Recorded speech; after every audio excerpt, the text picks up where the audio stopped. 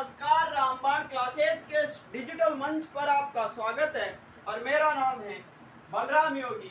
और पिछली क्लास में अपन राजस्थान हिस्ट्री के अंतर्गत जो आमेर का इतिहास आता है, जिनका जो संबंध है वह भगवान रामचंद्र के ज्येष्ठ पुत्र कुश से हैं, उनके बारे में अपन चर्चा कर रहे थे। और पिछली क्लास में मैंने आपको बताया था कि जो मानसिंह थे, इन मानसिंह के द्वारा बंगाल के शासक केदार को डिफीट करके वहां से शिला माता की मूर्ति को लाकर आमेर में प्रतिष्ठित करवाया गया था। उसके अलावा मैंने आपको ये भी बताया था कि पहले जो आमेर का जो तिरंगा था, जो झंडा था, उसमें एक सफेद झंडा होता था और उसके अंदर झाड़ियों का 5 टहनियों वाला एक मतलब चित्र होता था। लेकिन मानसिंह के द्वारा केदार को डिफीट करके फिर जो वह ध्वजा थी वह क्या कर दी गई, पंचरंगी ध्वजा कर दी गई थी। तो आज अपन उसी श्रृंखला में आगे बढ़ते हुए अगले जो शासक बनते हैं मिर्जा राजा जयसिंह, तो उनके बारे में अपन चर्चा करने वाले हैं। तो आप लोग ज़्यादा से ज़्यादा इस चैनल को सब्सक्राइब करें और अपने दोस्तों के साथ में शेयर करें। तो करते हैं आज के अपने इस सेशन को स्टार्ट। तो पहले मैं आपको मानसिंह जो थे उनके दरबारी विद्वानों के बारे में बताता हूँ। कब जो मानसिंह थे, आमेर के शासक मानसिंह,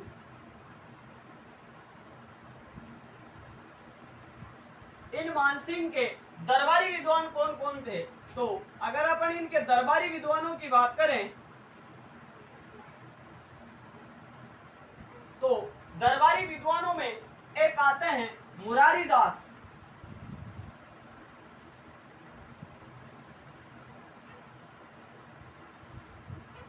मुरारी दास, इनके द्वारा एक पुस्तक लिखी गई थी और ग्रंथ का नाम था मान प्रकाश। ग्रंथ का नाम था मान प्रकाश।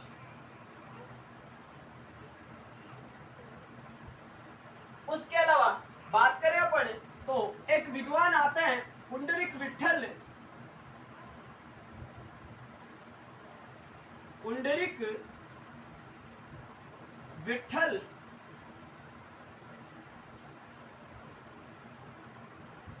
और इन पुंडरीक विठल के द्वारा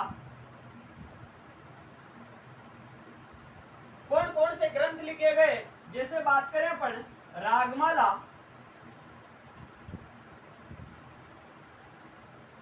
राग मंजरी,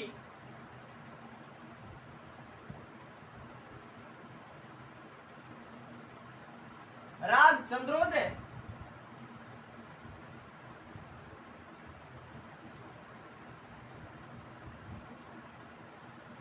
उसके अलावा नर्तन निर्णय,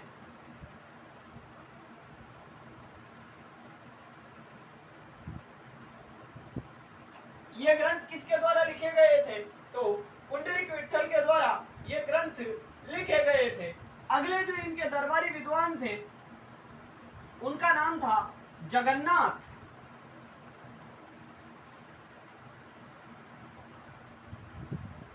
और इन जगन्नाथ के द्वारा एक ग्रंथ लिखा गया था और ग्रंथ का नाम था मानसिंह कीर्ति मुक्तावली।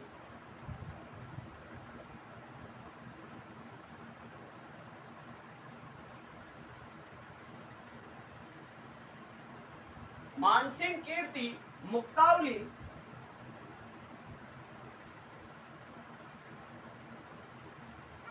तो मुख्य रूप से जो महाराजा मानसिंह थे, जो आमेर के शासक थे, इनके दरबारी विद्वान थे मुरारी दास, जिनके द्वारा मान प्रकाश पुस्तक लिखी गई थी। फिर अगले दरबारी विद्वान थे पुंडरीक विठल, जिनके द्वारा रागमाला, राग मंजरी, राग चंद्रोदय और नर्तन निर्णय नामक ग्रंथ लिखे गए थे। फिर अगले जो दरबारी विद्वान थे उनका नाम था जगन्नाथ और जगन्नाथ के द्वारा मानसिंह कीर्ति मुक्तावली नामक ग्रंथ लिखा गया था। तो ये थे आमेर के शासक मानसिंह। अब अपन अगले जो आमेर के शासक बनते हैं जिनका नाम है मिर्जा राजा जयसिंह, तो उन मिर्जा राजा जयसिंह के बारे में चर्चा बताने वाले हैं। तो अगले जो आमेर के शासक बने उनका नाम था मिर्जा राजा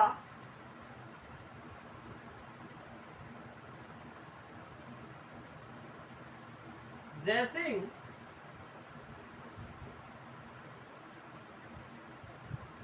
मिर्जा राजा जयसिंह, तो ये जो मिर्जा राजा जयसिंह थे ये 3 मुगल बादशाहों के समकालीन रहे।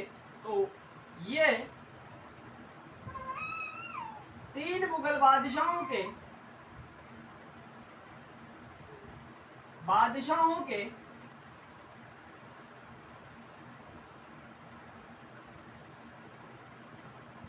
समकालीन रहे।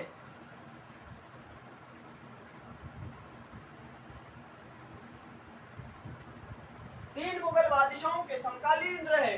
अगर अपन 3 मुगल बादशाहों की बात करें तो जो पहले नंबर पे आते हैं उनका नाम है जहांगीर।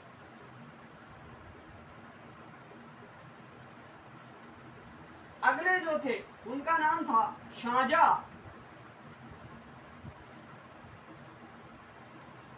और तीसरे नंबर पे बात करें अपन औरंगजेब की,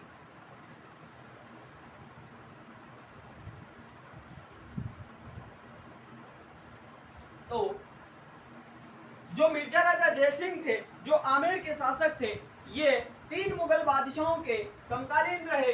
पहले नंबर पे बात करें अपन जहांगीर की, दूसरे नंबर पे बात करें अपन शाहजहां की, और तीसरे नंबर पे अगर अपन बात करें तो औरंगजेब थे। तो इन तीनों मुगल बादशाहों की इन मिर्जा राजा जयसिंह के द्वारा सेवा की गई। और इन शाहजहां के शासनकाल में तो इनके अच्छे रिश्ते बन गए थे। तो आप लोग इसको नोट आउट कर सकते हो।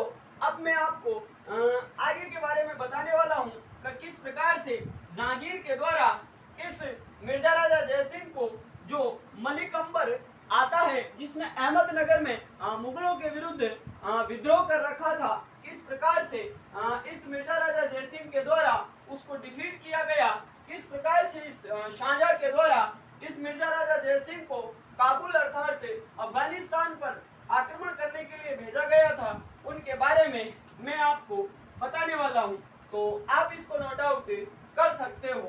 तो जो मिर्जा राजा जयसिंह थे ये 3 मुगल बादशाहों के समकालीन रहे, जिसमें सबसे ज्यादा अगर अपन इनके समकालीन शासक की बात करें तो उनका नाम आता है औरंगजेब, क्योंकि औरंगजेब के द्वारा इनको शिवाजी और संभाजी का दमन करने के लिए दक्षिण भारत में भेजा गया था। तो आमेर के जो शासक थे मिर्जा राजा जयसिंह, तो इनको किस प्रकार से मिर्जा राजा की उपाधि मिली, तो अभी मैं यहाँ पे केवल नाम लिखता हूं इनका, जयसिंह।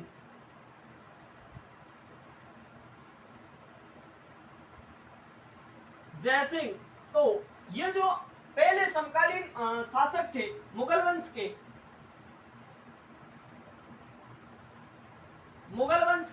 तो मुगल वंश के जो शासक थे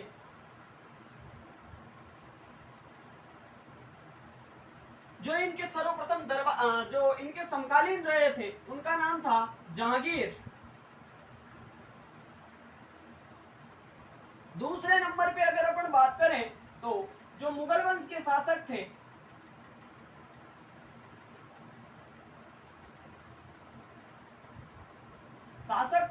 उनका नाम था शाहजहां। और तीसरे नंबर पे अगर अपन बात करें तो जो मुगल वंश के शासक थे उनका नाम था औरंगजेब।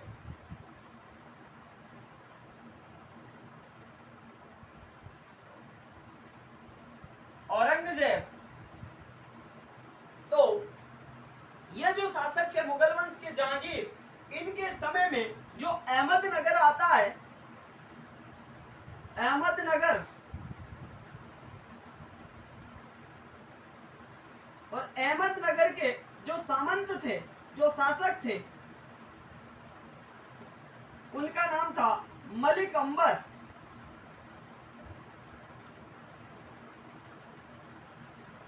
तो जहांगीर के शासनकाल में जो अहमदनगर जो गुजरात में पड़ता है वहां पर मलिक अंबर ने मुगल साम्राज्य के विरुद्ध उत्पात मचा रखा था, अर्थात ये मुगल साम्राज्य को नष्ट कर रहा था, तो जहांगीर के द्वारा, क्योंकि जहांगीर रंगीला इंसान था और जहांगीर को चित्रकला का काफी अच्छा ज्ञान भी था और वह हमेशा अपनी पेंटिंग बनाने की विद्या में लगा रहता था। तो जहांगीर के शासनकाल में विद्रोह होने थोड़े ज्यादा हो गए थे। तो जहांगीर के समय में अहमदनगर का एक सामंत या जागीरदार आता है मलिक अंबर। इस मलिक अंबर के द्वारा विद्रोह कर दिया गया। तो जहांगीर ने आमेर के जो शासक थे जय सिंह, इन जय सिंह को इस मलिक अंबर का दमन करने के लिए भेजा था। तो इस आक्रमण में यह जो जय सिंह था ये क्या रहता है, विजयी रहता है और इस मलिक अंबर का इसके द्वारा दमन कर दिया जाता है। तो जहांगीर के द्वारा सबसे पहले ये जो जय सिंह थे, इन जय सिंह को अहमदनगर पर अहमदनगर के जो सामंत आते हैं मलिक अंबर, इनका दमन करने के लिए भेजा गया और इन्होंने इसका दमन कर दिया और अहमदनगर पर मुगल वंश की विजय पताका फहरा दी। उसके बाद में अगले जो शासक थे मुगल वंश के, उनका नाम था शाहजहां। और शाहजहां के शासनकाल में होता क्या है, जो काबुल पड़ता है, काबुल या बात करें अपन कांधार की,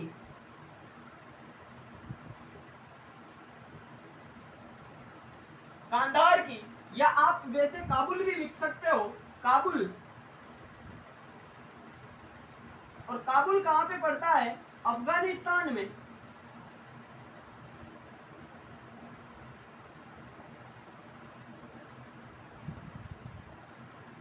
काबुल कहां पे पड़ता है, अफगानिस्तान में। और इस काबुल में यहाँ पे कुछ समुदाय थे, समुदाय जो मुगल वंश के विरोधी थे।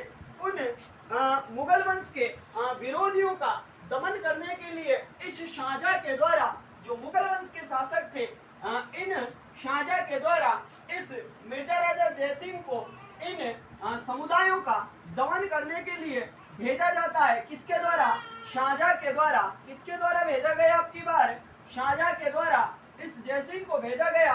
और इस जयसिंह ने इस समुदाय को और वहां पे जो भी विद्रोह कर रहे थे उनको क्या कर दिया, मौत के घाट उतार दिया। अर्थात इसने क्या किया, उनको हराया था,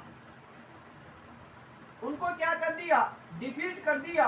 और डिफीट करने के बाद में ये जो शाहजहां थे, इस शाहजहां के द्वारा इस जयसिंह को कौन सी उपाधि दी गई, तब आप बताओगे मिर्जा राजा की उपाधि प्रदान की गई थी। तो आप ये बताओगे कर जो शाहजहां थे, इस शाहजहां के द्वारा काबुल यानी अफगानिस्तान पर जब मिर्जा राजा जयसिंह के द्वारा इनके मुगल साम्राज्य के विद्रोहियों का दमन कर दिया गया, तब शाहजहां के द्वारा इस जयसिंह को मिर्जा राजा की उपाधि प्रदान की गई थी। फिर ये जो शाहजहां था ये 1605 में बीमार हो जाता है और शाहजहां की मृत्यु हो जाती है। और फिर शाहजहां की मृत्यु के बाद में अगले जो शासक बनते हैं मुगल वंश के, वैसे उनका नाम आता है औरंगजेब। लेकिन शाहजहां के जो पुत्र थे, जैसे बात करें अपन दारा शिकोह की, बात करें अपन सूजा की, और उसके अलावा भी इसके अन्य पुत्र थे, उन सभी पुत्रों के मध्य में उत्तराधिकार का संघर्ष हुआ था। तो उन उत्तराधिकार के संघर्षों में ये जो आमेर के मिर्जा राजा जयसिंह थे, इनके द्वारा किन का साथ दिया गया और किस प्रकार से ये औरंगजेब की तरफ आ जाते हैं, तो इसके बारे में अब मैं आपको बताने वाला हूं। तो ये जो शाहजहां था ये 1605 में मतलब मृत्यु को प्राप्त हो जाता है। अर्थात शाहजहां बीमार हो जाता है और शाहजहां के द्वारा अपने जो पुत्र थे दारा शिकोह, इसको अपना उत्तराधिकारी घोषित कर दिया जाता है। लेकिन सभी पुत्रों में शासक बनने की लालसा को लेकर उत्तराधिकार के संघर्ष होते हैं और उन उत्तराधिकार के संघर्षों में जो मिर्जा राजा जय सिंह थे, इनके द्वारा किन का साथ दिया गया था, तो उसके बारे में मैं अब आपको बताने वाला हूं। तो आप इसको नोट आउट कर सकते हो। अब अपन शाहजहां के पुत्रों में जो उत्तराधिकार के युद्ध हुए उनके बारे में चर्चा करने वाले हैं। तो आप लोग इसको नोट आउट कर सकते हो। फिर जो ये मिर्जा राजा जयसिंह थे, इन मिर्जा राजा जयसिंह के द्वारा जो दारा आते हैं, जो शाहजहां के द्वारा अपने उत्तराधिकारी घोषित किए गए थे। उत्तराधिकार के पहले युद्धों में तो इनके द्वारा दारा का साथ दिया जाता है, लेकिन फिर इनके द्वारा बाद में औरंगजेब की अधीनता स्वीकार कर ली जाती है और औरंगजेब का साथ दिया जाता है। तो शासक कौन? वही मिर्जा राजा जयसिंह।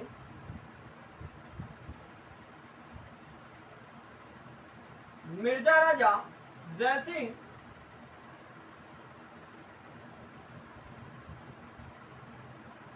शासक कौन? वही मिर्जा राजा जयसिंह। और अपन उत्तराधिकार के युद्धों की बात करें तो उन युद्धों में जो पहला युद्ध आता है वह आता है बहादुरपुर का युद्ध। बहादुरपुर का युद्ध। बहादुरपुर का युद्ध। दूसरा युद्ध आता है धर्मत का युद्ध।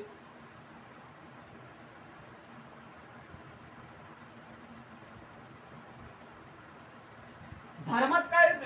तीसरा युद्ध आता है सामूगढ़ का युद्ध।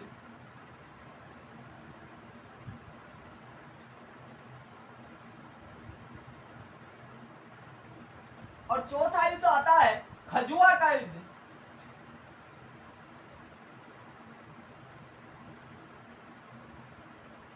और अंतिम युद्ध आता है दोराई का युद्ध।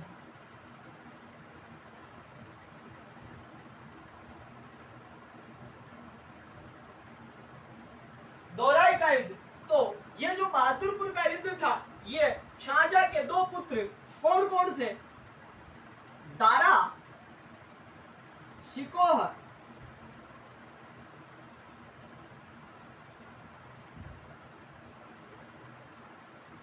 दारा शिकोह और किसके बीच में होता है?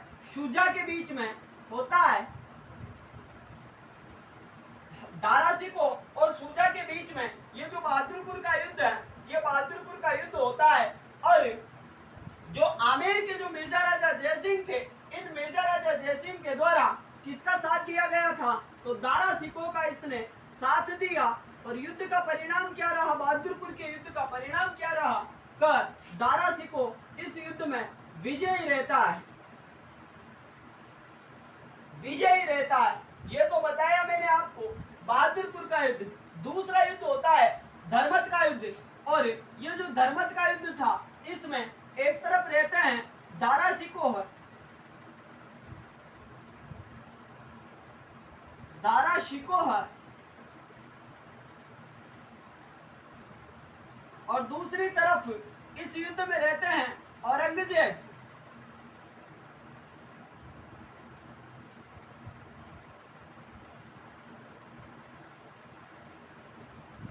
औरंगजेब। और ये जो धर्मत वाला युद्ध था, इस धर्मत वाले युद्ध में जो मिर्जा राजा जयसिंह थे, इनके द्वारा दारा का साथ दिया गया था। और जो मारवाड़ के राजा आते हैं जसवंत सिंह, उनके द्वारा भी इन्हीं दारा सिकोह का साथ दिया गया था। लेकिन दारा सिकोह के एक सेनापति आते हैं और उन सेनापति के साथ मारवाड़ के जसवंत सिंह राठौड़ की अनबन हो जाती है। और जसवंत सिंह राठौड़ युद्ध के बीच मैदान से ही वापस कहाँ पे चले जाते हैं? मारवाड़ चले जाते हैं। लेकिन जसवंत सिंह की जो रानी थी वो उदयपुर की राजकुमारी थी। इसी वजह से उनको उदयपुरी रानी के नाम से भी जाना जाता है। और उस उदयपुरी रानी के द्वारा जसवंत सिंह के वापस आने पर, युद्ध न कर आने पर, जो मारवाड़ का जो दुर्ग था, उस दुर्ग के दरवाजे बंद करवा दिए जाते हैं। और उदयपुरी रानी के द्वारा ये मतलब संदेश भिजवाया जाता है कि वीर योद्धा युद्ध के मैदान से पीठ दिखाकर नहीं भागते और युद्ध करते हैं। तो वो वाली बात भी होती है। लेकिन जब मैं आपको मारवाड़ पढ़ाऊंगा उस समय आपको विस्तार से उसके बारे में बताऊंगा। तो ये जो दूसरा युद्ध हुआ था धर्मत का युद्ध, इस धर्मत के युद्ध में जो दारा शिकोह था, इस दारा शिकोह का साथ किसने दिया? तो एक तो थे इसमें मिर्जा राजा जयसिंह, मिर्जा राजा जयसिंह और दूसरे थे जसवंत सिंह राठौड़।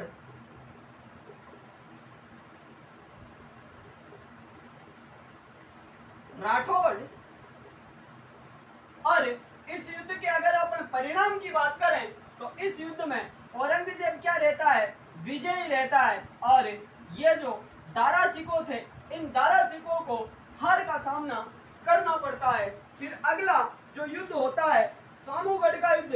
इस सामूगढ़ के युद्ध में एक तरफ कौन, दारा, और दूसरी तरफ कौन, औरंगजेब। तो इस सामूगढ़ के युद्ध की भी अगर अपन बात करें तो मैं यहाँ पे लिख देता हूं। एक तरफ थे इसमें दारा और दूसरी तरफ थे कौन, औरंगजेब। और इस युद्ध का परिणाम भी क्या रहता है कि ये औरंगजेब विजयी रहता है। और इस युद्ध में दारा को हार का सामना करना पड़ता है। और सामूगढ़ युद्ध के पश्चात जो अगला जो खजुआ का युद्ध होता है, उस खजुआ के युद्ध में जो खजुआ का युद्ध हुआ था वो औरंगजेब और सूजा के मध्य में हुआ था। तो ये जो खजुआ का युद्ध था, ये खजुआ का युद्ध औरंगजेब और किसके बीच में हुआ था, सूजा के बीच में। तो आपको ध्यान क्या रखना है कि जो सामूगढ़ का युद्ध था, इस सामूगढ़ के युद्ध में दारा सिकों की हार के पश्चात ये जो औरंगजेब, ये जो मिर्जा राजा जयसिंह थे, ये किसकी तरफ आ जाते हैं, तो आप बताओगे औरंगजेब की तरफ। औरंगजेब। तो आपको ये याद रखना है कि सामूगढ़ के युद्ध के पश्चात जो मिर्जा राजा जयसिंह थे, ये दारा सिकों और सूजा का साथ छोड़कर किसके पास में आ जाते हैं, औरंगजेब के पास में आ जाते हैं। और औरंगजेब की अधीनता स्वीकार कर लेते हैं। और फिर औरंगजेब ने इस मिर्जा राजा जयसिंह से कहा कि यार तू एक काम कर, तू तो आया है तो तेरा स्वागत है, लेकिन वो जो मारवाड़ का जो जसवंत सिंह है, जसवंत सिंह राठौड़ है, उसको भी हमारी तरफ ही करना है।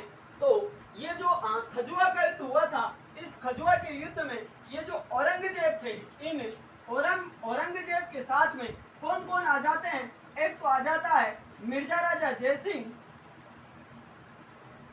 मिर्जा राजा जयसिंह, और दूसरा कौन आता है, जसवंत सिंह राठौड़।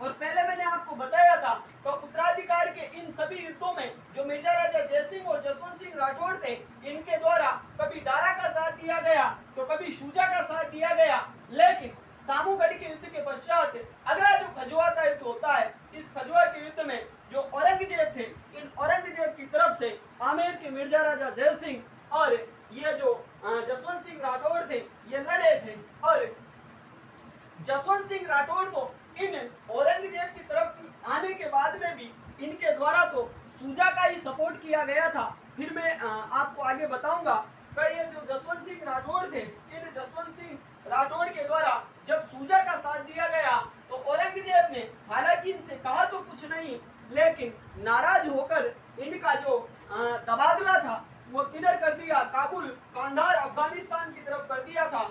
और जसवंत सिंह से तो इस औरंगजेब ने ये बनाई कि इसको इधर मारवाड़ वाले क्षेत्र में आने ही नहीं दिया। और औरंगजेब ने अपनी मृत्यु तक जो जोधपुर के जो राजा थे जसवंत सिंह राठौड़ के पश्चात अजीत सिंह, उनको जोधपुर का राजा नहीं बनने दिया था। तो और इनका तबादला कहाँ पे कर दिया, इधर काबुल वाले क्षेत्र में। और वहीं पे 1678 में जमरूद अफगानिस्तान में इनकी मृत्यु हो जाती है। तो ये थे मिर्जा राजा जयसिंह और जसवंत सिंह राठौड़, जिनके द्वारा खजुआ के युद्ध में औरंगजेब का साथ दिया गया था। और इस खजुआ के युद्ध में ये औरंगजेब क्या रहता है, विजयी रहता है। और इस विजय के बाद तो औरंगजेब का शासक बनना तय था। और इस दोराई वाले युद्ध में जो 1459 को हुआ था, अजमेर में इस दोहराई वाले युद्ध जो ये युद्ध था ये किसके बीच में हुआ? औरंगजेब और किसके बीच में? दारा के बीच में। और इस युद्ध में औरंगजेब विजयी रहते हैं और मुगल साम्राज्य के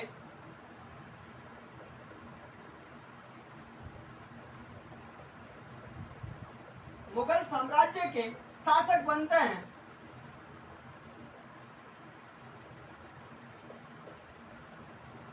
मुगल साम्राज्य के शासक बनते हैं, यानी 1459 को ये जो दोहराई जो 1659 को ये जो दोहराई का युद्ध था, इस दोहराई के युद्ध के पश्चात ये मुगल साम्राज्य के नए शासक बन जाते हैं। अर्थात शाहजहां के पश्चात अगले जो मुगल वंश के शासक बने थे उनका नाम था औरंगजेब। तो अब औरंगजेब के द्वारा जो मिर्जा राजा जयसिंह थे, इनको दक्षिण भारत में शिवाजी और संभाजी ने उत्पात मचा रखा था, मुगल साम्राज्य की जड़ें हिला रखी थी।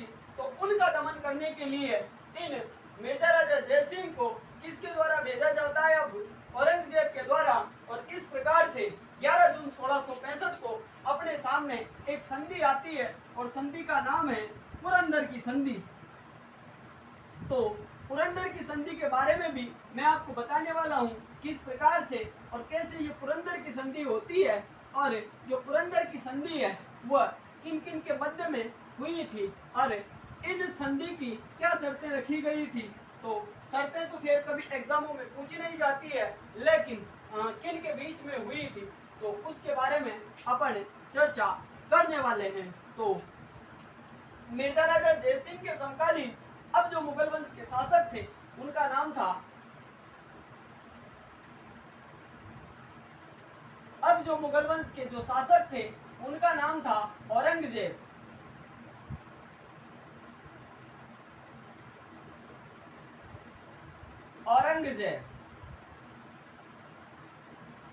तो मिर्जा राजा जयसिंह के समकालीन मुगल वंश के शासक कौन? औरंगजेब। और दक्षिण भारत में जो दक्षिण भारत आता है, इस दक्षिण भारत में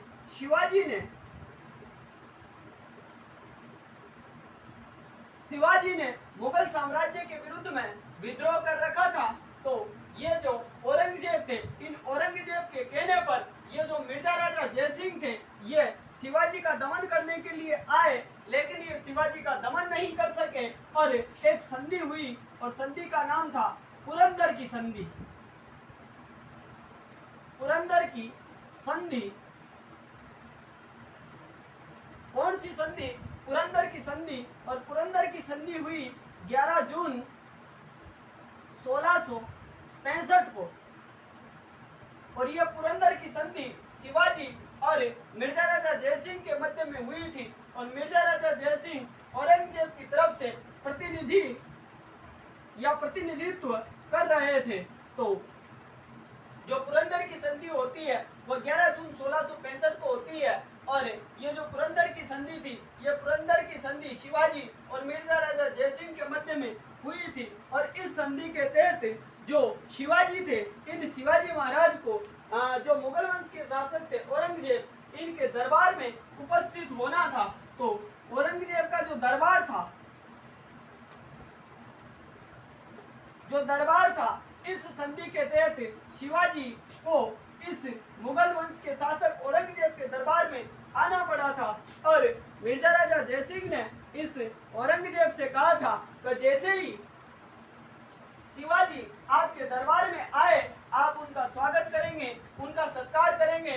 और मिर्जा राजा जयसिंह के एक पुत्र आते हैं जिनका नाम है राम सिंह। और इस मिर्जा राजा जयसिंह ने अपने पुत्र राम सिंह के पास में भी मैसेज भिजवाया कि आपको जो शिवाजी है उनका अच्छे से स्वागत करना है। लेकिन ये जो मुगल वंश के जो मुगल थे, ये थे एक नंबर के महामूर्ख, और इनके द्वारा शिवाजी का कोई सम्मान नहीं किया गया। बदले में शिवाजी को कैद और कर लिया गया। फिर मिर्जा राजा जयसिंह को ये बात खटकती थी कि यार वह आदमी देखो शिवाजी जो अपने विश्वास पर कहाँ पे चला गया, मुगल वंश के शासक के पास में चला गया और उसने क्या किया, उसको बंदी बना लिया। तो मिर्जा राजा जयसिंह ने अपने पुत्र राम सिंह के पास में मैसेज भिजवाया कब बेटे कैसे भी हो अपन को शिवाजी को कैद से निकालना है और फलों की टोकरी में बिठाकर राम सिंह के द्वारा शिवाजी को निकाला गया था और शिवाजी को आजाद करवाया गया था। तो अपन मिर्जा राजा जयसिंह के बारे में और चर्चा करेंगे, लेकिन वो चर्चा करेंगे अपन अगली क्लास में। तो आज के इस सेशन को अपन यहीं पे विराम देंगे। तो आपको ये क्लास कैसी लगी आप कमेंट बॉक्स में कमेंट करना ना भूलें। तो आज की क्लास और अभी के लिए इतना ही। धन्यवाद। आपका दिन शुभ हो।